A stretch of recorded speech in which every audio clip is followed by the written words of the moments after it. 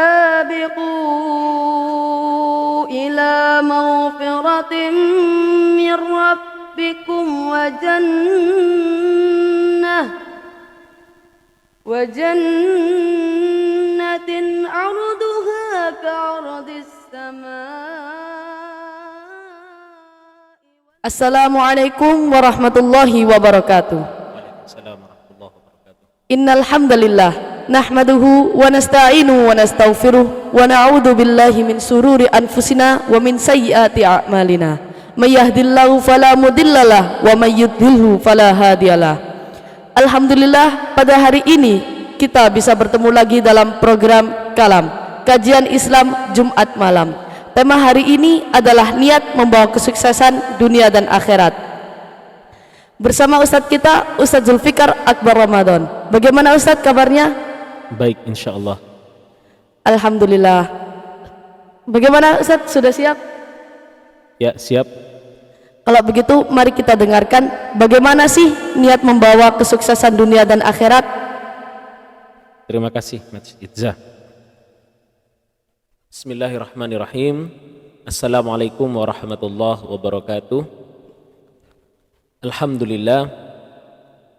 Alhamdulillahi rabbil alamin wal aqibatu lil muttaqin wala udwana illa 'alal zalimin.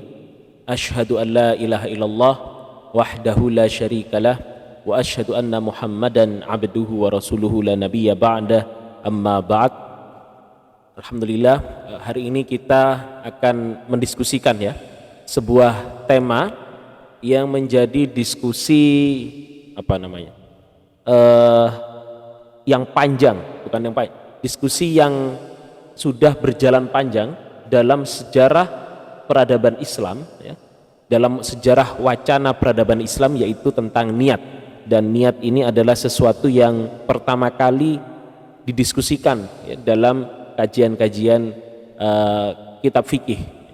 Mungkin di situ ada tentang air dan toharah ya, tapi di toharah itu ada niat, dalam sholat itu ada niat, sehingga ini menjadi sebuah wacana yang banyak didiskusikan di kalangan Islam. Nah, sekarang saya mau tanya ke Mas Idza, kira-kira yang kamu pahami dari niat itu apa? Kalau menurut saya sih niat itu sesuatu yang kita sesuatu yang kita inginkan. Bukan Ustaz. Coba misalkan saya ambil ke sebuah kalimat ya. Aku tidak berniat menyakitimu. Artinya apa? Mungkin niat itu sesuatu yang enggak, arti dari kata-kata saya itu tadi. Aku tidak berniat menyakitimu. Kan ada ya, kamu pernah dengar kata-kata itu ya? Pernah Ustaz. Apa artinya? Artinya itu saya tidak mau menyakiti kamu. Saya tidak mau menyakitimu. Jadi niat mau. Atau mungkin bisa diartikan yang lain, aku tidak bermaksud menyakitimu. Gitu ya Mas Idza? Jadi niat itu an-niyatu hiya al-qasdu. Itu definisi para ulama ya. Jadi niat itu adalah maksud. Kita dengan berniat sesuatu berarti kita bermaksud untuk melakukan sesuatu. Bermaksud. Jadi niat ini berkaitan erat dengan seluruh praktek keislaman, karena ketika kita akan melakukan sebuah peribadatan khususnya itu harus ada niat yang mana niat itu terangkum di dalam diri kita ketika kita akan melakukan. Nah, itu definisi dulu ya, dari niat. Kemudian yang kedua tadi judulnya itu membawa, itu kan sudah paham lah, membawa atau sampai pada atau apa nanti bisa didefinisikan sendiri, adalah kesuksesan. Kata kunci yang kedua. Kira-kira kalau saya tanya Mas Idza, apa itu sukses? Sukses itu menurut saya itu berhasil. Berhasil itu kan sebenarnya dari bahasa Arab. Kata hasala yahsul ala syai', atau sampai pada sesuatu. Nah, berhasil itu kan sampai. Yang Anda bayangkan ada orang sukses itu apa? Yang Anda bayangkan? Orang yang banyak duit? Bukan Ustaz. Orang yang pintar menurut saya. Pintar tapi nggak punya duit. Iya, betul ya Mas Idza ya. Jadi kadang-kadang kita mengartikan kata sukses ini selalu dikaitkan dengan duit ya. Padahal kalau kita lihat sejarah Nabi Muhammad sallallahu alaihi wasallam ya, beliau itu hidup dalam kondisi yang mungkin sangat sederhana sekali, duit nggak begitu punya banyak ya. Bahkan kalau beliau mendapatkan uang, ada orang meminta, beliau salah satu ciri ya Rasulullah itu karakternya tidak mau menolak. Tapi menurut Anda Rasulullah itu sukses apa tidak di dunia? Pertanyaan saya, bukan di akhirat ya. Di akhirat pasti, tapi di dunia. Dunia, menurut saya sukses. Kenapa? Karena Nggak berani bilang nggak sukses. Kenapa? Karena memang menurut saya memang sukses. Karena kenapa? Karena sukses itu dia berhasil untuk menerima ujian dari Allah Subhanahu wa taala. Oh, ujian dari Allah. Dari segi dunia ya, saya kalau boleh sampaikan. Michael Hart itu menyampaikan, menulis sebuah buku 100 tokoh berpengaruh dunia, meletakkan nama Nabi Muhammad yang hidupnya sederhana, dari segi finansial sangat-sangat terbatas, uang yang dia dapat hari ini, Rasulullah itu karakternya, itu untuk makan hari ini dan tidak pernah memikirkan makan besok. Itu apa? Itu Rasulullah. Kalau kamu sekarang sanggup 300.000 ya, atau 100.000 misalkan dari orang tua, pasti kamu akan manage itu ya, untuk jajan 10.000 atau 5.000 per hari gitu ya. Itu kan ada manajemen keuangan. Tapi Rasulullah tidak. Rasulullah itu sangat finansiality terbatas sekali. Tapi kenapa Michael Hart itu menyebutkan bahwa Rasulullah itu sebagai orang yang tersukses dalam atau paling berpengaruh dalam terhadap dunia? Karena kita bayangkan Rasulullah itu ya, tidak ada sebuah kata atau kitab ya, atau yang dihafalkan oleh jutaan manusia kecuali Al-Quran yang berasal dari mulutnya Nabi Muhammad. Tentunya beliau berpengaruh, dan tidak ada kitab yang mungkin juga dihafalkan dari dan dipelajari dengan baik dan sedetail-detailnya ya, melebihi Al-Hadis yang mana berasal dari ungkapan Nabi Muhammad SAW. Itu diantaranya. Di antara lainnya bagaimana ketika beliau wafat, beliau mampu mempersatukan kabilah-kabilah di Jazirah Arab menjadi satu. Dan juga Abu Bakar, Umar misalkan. Nah, beliau juga pasti kita sebut sukses gitu ya Mas Iza ya. Walaupun hidupnya itu tidurnya, bajunya, tidurnya itu di tempat yang biasa, yang mungkin tempat tidurnya Mas Iza jauh lebih enak daripada Rasulullah. Tidurnya di atas kasur kan? Iya. Maksudnya dari Rasulullah dan Umar. Kalau Rasulullah dan Umar itu Umar bin Khattab ya, radhiyallahu anhu, itu beliau tidurnya ya di atas pelepah kurma. Enak ya. Atau Nggak sakit semua itu Ustaz? Iya sakit ya biasanya ya. Kalau saya juga di atas tikar, misalkan di atas tikar itu sakit rasanya ya. Apalagi kepala kalau nggak ada bantalnya itu tambah sakit. Tapi beliau hidup dalam kondisi yang seperti itu. Tapi pada masa Umar bin Khattab, imperium Islam, pemerintahan Islam mampu meluas ya, dari timur menguasai Persia hingga ke Mesir. Dan itu mungkin sebagai sebuah negara jauh lebih besar daripada Indonesia gitu ya, sangat luas kan. Itu kesuksesan, sehingga kesuksesan tidak serta-merta diukur dengan uang, itu kita sepakati dulu. Dan orang sukses ini kalau kata Abraham Maslow gitu, dia punya teori namanya peak experience atau pengalaman puncak. Kata dia, seseorang itu menjadi sukses itu kalau bahagia. Orang bahagia itu apa? Ketika dia sedang berada pada tingkat di mana dia menikmati karir yang dia ada di dalamnya. Misalkan Mas Idza nanti menjadi seorang YouTuber, misalkan ya, YouTuber memiliki podcast sendiri, punya subscriber 13 juta misalkan. Seperti Deddy Corbuzier itu 13 juta itu. Iya, mau Ustaz. Amin gitu ya. Amin. Punya subscriber itu sukses. Penghasilan juga banyak. gitu ya, dan juga dia bisa menikmati hidupnya. Tapi kemudian Abraham Maslow berbicara bukan pada konteks dia muslim, tapi pada konteks yang sangat luas sebagai dia sebagai seorang yang ya Allah alam, saya tidak tahu agamanya apa. Tapi bagi Islam kesuksesan itu tentunya ketika kita mencapai kebahagiaan kita baik di dunia maupun di akhirat.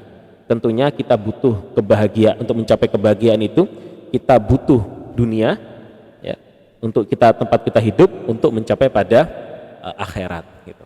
Baik, tadi kita kembali kepada topik kita, yaitu niat membawa kesuksesan. Oke, tadi niat itu maksud, tujuan ya. Dalam niat, misalkan Mas Idza ini tadi mau jadi apa ya namanya kalau podcast itu, MC atau apa kalau podcast itu? Host. Menjadi host, berlatih menjadi.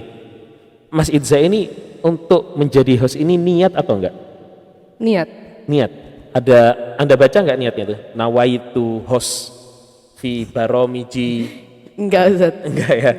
Tapi apa yang Anda lakukan untuk menjadi host? Untuk bisa sampai pada di sini, Anda bisa menjadi host yang luas, yang enak.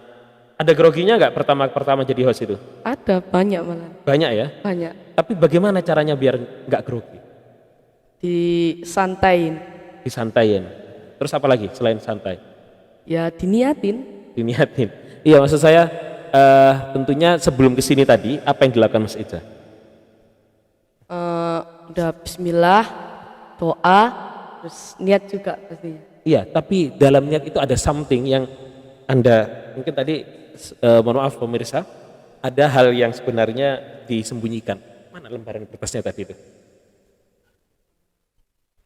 Jadi Mas Idza itu ternyata membuat teks. Ya, kita tunjukkan aja di teman-teman ya, ke pemirsa. Membuat teks sendiri. Ya, maklum anak masih SMP dan membuat teks sendiri. Kamu ini baca ini dari kapan sampai kapan? Saya boleh tanya. Dari waktu pertama kali dikasih tadi sama Ustaz Hafiz siang. Oh, siang ya. Jadi sudah diskusi sama Ustadz Afi untuk teksnya, kemudian kamu pelajari. Oh, nanti saya mau seperti ini, seperti gitu ya. Jadi maksud saya itu, niat itu untuk mencapai pada Anda menjadi seorang host itu butuh apa? Proses, butuh belajar. Kalau kamu misalkan datang ke sini tidak mempelajari, tidak memikirkan, ya, mungkin tadi kamu di kamar mandi itu mikir sambil mandi gitu ya. Kira-kira maksud saya, mungkin nggak kamu bisa menjadi host yang baik di sini? Enggak kayaknya. Nggak mungkin kan? Nggak mungkin. Nah, begitu juga dengan orang yang berniat untuk mencapai pada tujuan. Jadi niat itu ada tujuan, ada yang diinginkan, ada yang dicita-citakan. Maka untuk mencapai pada itu, ya, seseorang harus ada usaha untuk belajar bagaimana dia bisa mencapai pada tujuan itu. Sama seperti sholat, Mas Iza. Sholat itu kan kalau kita mau sholat ada niat. Tapi sebelum niat, niat itu muncul dari beberapa kejadian yang terjadi sebelumnya.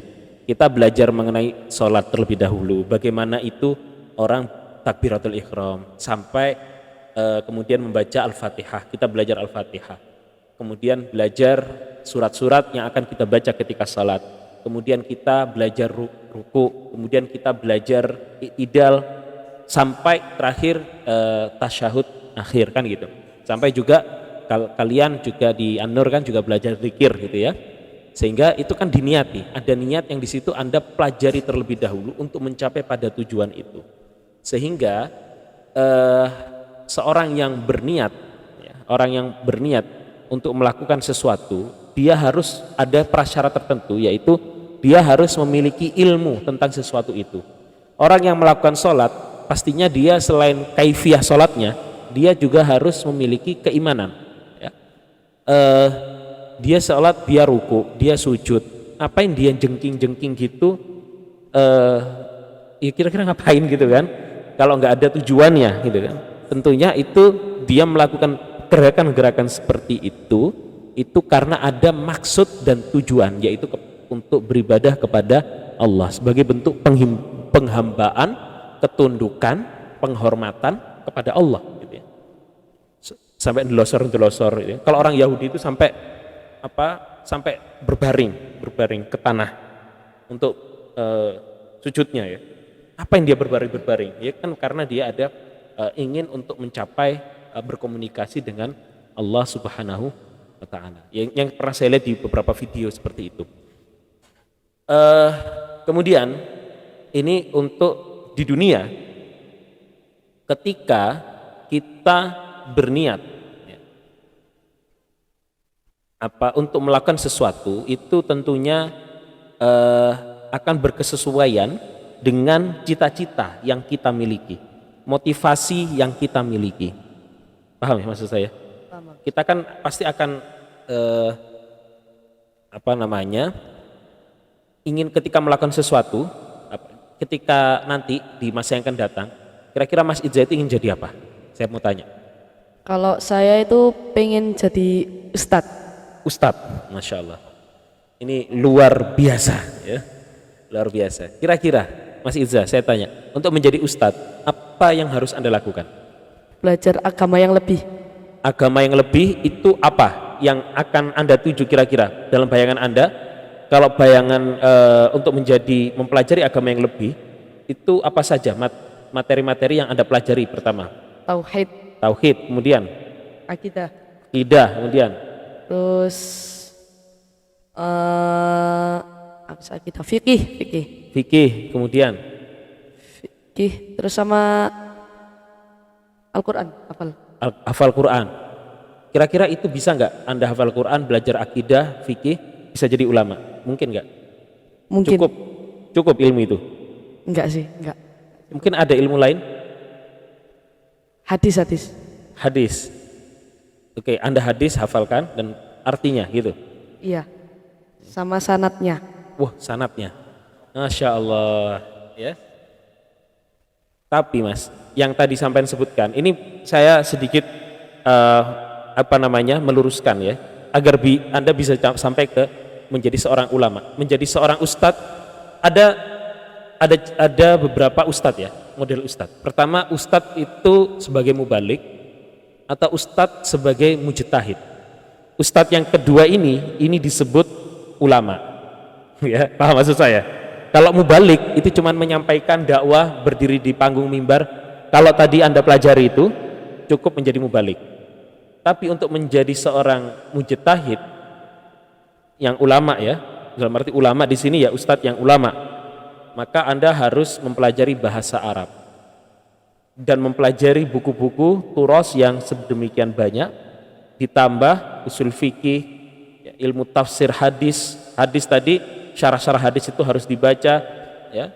Kemudian apalagi fikih dan berbagai perdebatannya, ilmu bahasa Arab tadi, nahwu, shorof, balaghah dan kawan-kawannya itu harus Anda bisa pelajari. Jadi gitu. Jadi Anda ketika ingin mencapai suatu hal, khususnya tadi yang saya sampaikan, ingin menjadi seorang ustadz yang mana gitu kategorinya, ustadz yang mubalik atau ustadz yang ulama. Kalau ustadz yang mubalik, Anda ambil jalur yang tadi sampai sebutkan. Kalau ustadz ulama itu harus mempelajari ilmu-ilmu yang tadi saya sampaikan, bahkan dan itu harus ada perencanaan. Paham ya maksud saya? Harus ada perencanaan. Kenapa sih tukang becak itu mereka sudah bekerja dari pagi sampai malam, betul ya? Iya betul Ustaz. Tapi kenapa mereka tidak bisa menjadi kaya? Sedangkan orang-orang kaya itu kerjaannya itu tidur, pelesiran ke Eropa, ke Amerika gitu, jalan-jalan kerjaannya. Tapi mereka kaya gitu, dan uangnya ngalir terus. Padahal mereka kerjanya senang-senang. Sedangkan tadi saya sampaikan tukang becak itu bekerja keras, tapi nggak kaya-kaya. Ini kaitannya dengan tadi yang saya sampaikan itu. Kalau yang tadi, yang pertama tadi, ya, tukang becak walaupun bekerja keras, tapi dia tidak tahu caranya untuk mencapai kekayaan, sehingga yang dia tahu hanya menjadi tukang becak. Kenapa dia nggak beralih profesi menjadi Gojek misalkan? Kan penghasilannya bisa meningkat sedikit, gitu ya. Itu contoh bagaimana kita mencari kesempatan-kesempatan atau kemungkinan-kemungkinan untuk mencapai kesuksesan, dan itu perlu niat. Niat itu seperti itu. Kemudian juga orang kaya yang tadi saya sebutkan, dia bisa sukses seperti itu karena dia belajar bagaimana saya bisa mencapai kesuksesan itu tadi. Ini sama seperti tadi yang saya sampaikan, saya ingin menjadi ustadz. Ustadz itu dalam arti banyak, ustadz mubalik, ustadz profesor atau seorang saintis atau seorang ilmuwan. Ustadz profesor, ustadz mubalik, ya caranya yang tadi yang kamu sebutkan. Kalau ustadz profesor yang memang alimun fiddin, caranya memang sedikit berat. Sehingga untuk kita mencapai pada kesuksesan di dunia ini itu butuh niat. Maka dalil yang sering yang Anda hafalkan itu bagaimana tentang niat? Tentang niat. Ya. Tapi anak agak lupa, Ustaz. Innamal a'malu binniyat wa innama likulli imri'in ma nawa. Ya, hafal gitu kok.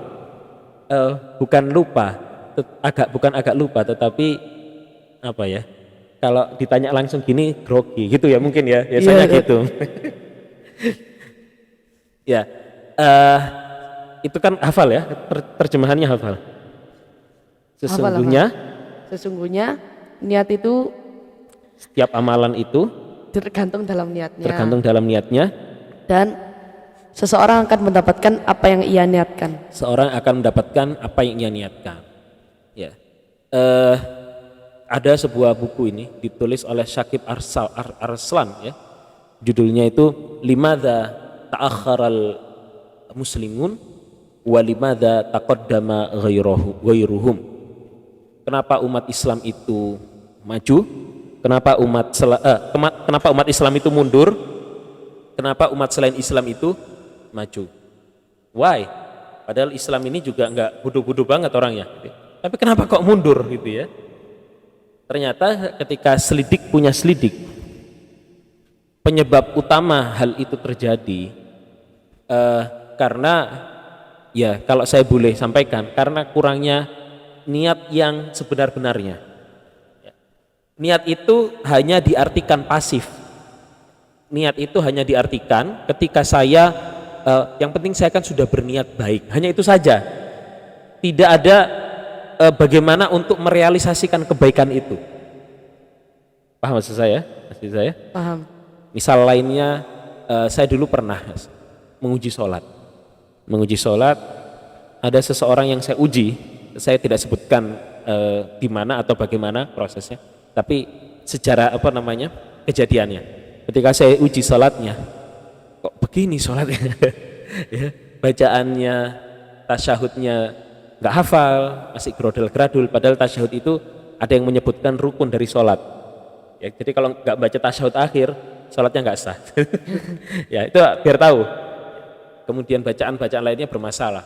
Tapi yang ingin saya sampaikan kalimat dia ketika sholatnya seperti itu. Yang penting kan niatnya sholat. Yang penting kan niatnya sholat. Ya kan saya sudah ingin sholat. Bukan itu masalahnya. Kalau dia benar-benar berniat sholat, ya, berarti dia akan senantiasa berusaha untuk memperbaiki sholatnya. Dia memberikan perhatian khusus bagaimana dia mencapai dia mampu melakukan sholat yang baik setiap hari, bukan sholat yang kemudian bacaannya gradul. Paham ya sih? Paham. Jadi Mas Idza, kalau nanti Anda memiliki cita-cita saya harus menjadi ulama, menjadi mujtahid, menjadi seorang yang mampu melakukan analisa terhadap hukum fikih, itu seorang mujtahid itu analisis atau terhadap hukum fikih, dan itu syaratnya banyak sekali. Maka Anda harus mempelajari tadi ilmu-ilmu yang saya sebutkan tadi, itu harus dikuasai, dipelajari secara mendalam, sehingga ke depan Anda bukan hanya menjadi mubalik, tetapi orang yang memang dibutuhkan di MUI, ya, di Majelis Tarjih Muhammadiyah dan lain sebagainya. Kemudian terkait dengan ibadah kita, ya. Yang kedua ini terkait dengan ibadah kita. Kalau tadi kesuksesan dunia, sekarang terkait dengan akhirat. Ya. Maka dengan akhirat ini kita dalam beribadah kepada Allah dan melakukan berbagai kegiatan kita itu harus khulusun niyah lillahi ta'ala, harus ikhlas untuk Allah subhanahu wa ta'ala. Ikhlas itu artinya pure, ya. Apa pure itu? Apa? Gak tahu. Gak tahu. Murni, ya, murni. Khalis, khulus, ikhlas artinya murni. Yang maksudnya adalah ketika kita beribadah, tujuan ibadah kita itu jangan sampai tercampuri dengan hal-hal lain kecuali Allah Subhanahu wa ta'ala. Tujuan hidup kita itu harus termurnikan, ya, harus termurnikan khalisatan liwajhillah, untuk Allah semata. Maka ayat yang sering Mas Idza hafal atau mungkin sudah hafal, wa ma khalaqtul jinna Wal insa illa liya'budun. Ya, jadi tidak diciptakan manusia dan jin Selain untuk menyembah aku. Iya, selain untuk menyembah Allah, ya. Liya'budun, ya memang menyembah aku, tapi menyebut kata aku itu agak grogi saya karena itu aku maksudnya Allah, gitu ya. Iya. Jadi seperti itu Mas Idza. Jadi ketika kita beribadah, sholat atau hidup sehari-hari kita harus senantiasa kita niati untuk beribadah. Kita belajar, Anda belajar, saya ingin menjadi seorang ustadz. Saya belajar, saya hafalkan Quran. Ya, harapan saya ke depan saya bisa bermanfaat bagi umat nusa bangsa, ya. Dan juga karena saya bermanfaat dengan ilmu yang saya miliki, maka saya akan bisa mengantarkan banyak orang lagi menuju surganya Allah Subhanahu wa ta'ala, kan seperti itu. Itu kita niati. Maka karena pentingnya ikhlas, khulusun niyah, kemurnian niat kita, maka lanjutan dari hadis yang tadi Mas Idza baca, innamal a'malu binniyah wa innamal likulli imri'in ma nawa, lanjutannya faman kana hijratuhu ilallahi wa rasulihi, ya, fahijratuhu ilallahi wa rasulihi. Faman kana hijratuhu lidunya yusibuha aw imra'atin yankihuha fakanat hijratuhu ila ma hajara ilaih. Jadi gini, kalau misalkan hijrahnya seseorang itu karena Allah dan Rasulnya, orang hijrah dari Mekah ke Madinah, perjalanannya itu tahu sejauh apa? Enggak tahu, Ustaz. Enggak pernah ke sana? Enggak pernah. Sama. Ya, saya tapi jaraknya konon itu seperti, karena saya memang saya ini belum pernah keluar Jawa. Hidup saya itu ungkap aja di Jawa, mungkin pernah ke luar pulau, itu pun Madura, Bali itu ketika kecil. Jadi saya itu nggak pernah keluar Pulau Jawa hitungannya, ya. Kalau Madura itu kan masih kawasan. Yang ingin saya sampaikan, ya, bahwa jarak antara Mekah ke Yathrib itu jaraknya seperti Surabaya ke Semarang. Bayangkan seperti itu. Kemudian jarak itu ditempuh dengan medan padang pasir. Coba kalau Mas Idza mungkin lagi di pantai, silahkan lari dari ujung pantai ke ujung pantai. Lari. Bukan, ya mungkin jalan kurang terasa, tapi lari. Yang Anda rasakan itu dengan lari dengan jarak yang sama itu berbeda.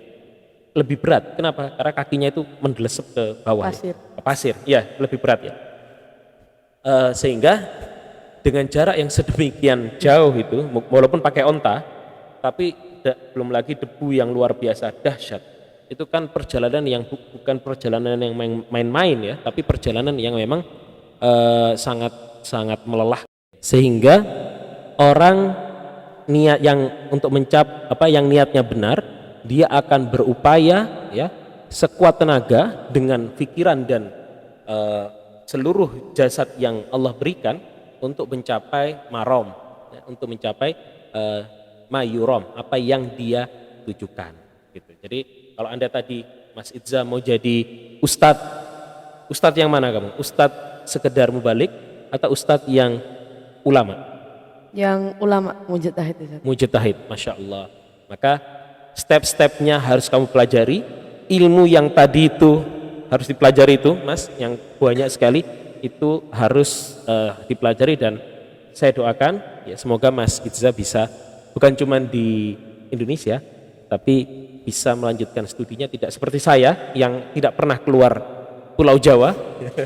Sama Ustaz, nggak pernah. Sama. Sama. Berarti lulus An-Nur, mungkin Anda lanjut ke SMA di mana? Setelah SMA wajib hukumnya untuk harus punya wawasan bagaimana Anda bisa ke luar negeri, mengenali kultur-kultur yang ada di sana yang Anda tidak temukan di Indonesia. Saya kira itu dari saya, Mas Idza, ya. Mungkin ada ya mungkin itu saja dari saya untuk sementara ini. Terima kasih. Sebentar Ustaz, jangan ditutup dulu. Ana ada pertanyaan soalnya. Waduh, iya silahkan Mas Idza. Tapi ini out of the box. Was, di luar apa kotak ya. Ini kalau menurut Ustadz itu, Ustadz kan sebagai direktur di Pondok Pesantren An-Nur ini, sama jadi dosen di Semamda kan ya Ustadz? Umsida, maaf salah. Itu menurut antum sendiri itu sukses apa enggak? Menurut saya, kalau ukuran sukses itu bahagia, saya sudah sukses. Bahagia maksudnya ya, dalam arti dalam hidup ini saya sudah cukup ya menikmatilah itu. Dalam arti tapi untuk di akhirat wallahu alam ini kita usaha terus bagaimana kita untuk mencapai kehidupan yang sukses itu tadi ya. Makanya tadi saya ada sebuah mafudhat yang sebenarnya juga perlu saya sampaikan. Tarjun najata walam tasluk masalikaha. Lanjutannya? Enggak tahu Ustaz. Oh, belum diajar ya? Kelas 3 itu, kelas 9. Inna safinata lan tajri alal yabas. Kamu mengharapkan keselamatan atau kesuksesan, tapi kok kamu nggak berjalan pada jalannya, maka sesungguhnya kapal itu tidak akan pernah berjalan di atas daratan. Sama seperti tadi, kalau saya misalkan ingin mencapai kesuksesan, kalau kesuksesan itu bahagia ya, maka ya sudah cukup bahagia. Hanya saja saya selalu menyampaikan dalam diri saya bahwa itu tidak cukup. Saya harus senantiasa belajar. Saya masih belajar sama seperti Mas Idza. Kalau Mas Idza mungkin masih siswa, saya mahasiswa. Sama, saya mahasiswa saya itu. Masih belajar. Ya. Belajar untuk mencapai yang nanti saya cita-citakan. Ya belajar itu kan intinya kita itu terus belajar, dan kalau dalam pekerjaan ya ini kan juga bagian dari pekerjaan yang menjadi kewajiban, menjadi direktur dan lain-lain, dan dosen juga menjadi kewajiban itu melaksanakan sebaik mungkin, tergantung pada kemampuan pikiran dan raga saya. Itu bukan cuman sebaik mungkin tapi nggak dipikirkan, tapi sebaik pemikiran saya dan sebaik usaha dalam tubuh saya. Itu yang saya usahakan. Jadi kebahagiaan atau kesuksesan itu bukan sesuatu yang statis, tetapi sesuatu yang progresif, bukan sesuatu yang diam. Pada Mas Idza saat ini misalkan mendapatkan nilai bagus, bukan, tetapi kesuksesan Mas Idza itu harus dicapai pada fase-fase Mas Idza kehidupan, fase-fase kehidupan Mas Idza di masa yang akan datang. Saya yakin Anda bisa sukses gitu ya. Amin. Amin. Kalau saya masih merasa ya kalau bahagia sukses, tapi kalau itu tadi yang saya sampaikan, takut dibilang sukses apanya gitu. Baik sahabat santri, sekian dari saya. Mohon maaf bila ada salah kata. Siang-siang makan kuaci, makannya sama Bu Asi. Sekian untuk hari ini, saya ucapkan banyak terima kasih. Nun wal qalami wa mayasturun, fastabiqul khairat. Wassalamualaikum warahmatullahi wabarakatuh. Waalaikumsalam warahmatullahi wabarakatuh. Wasyu'ara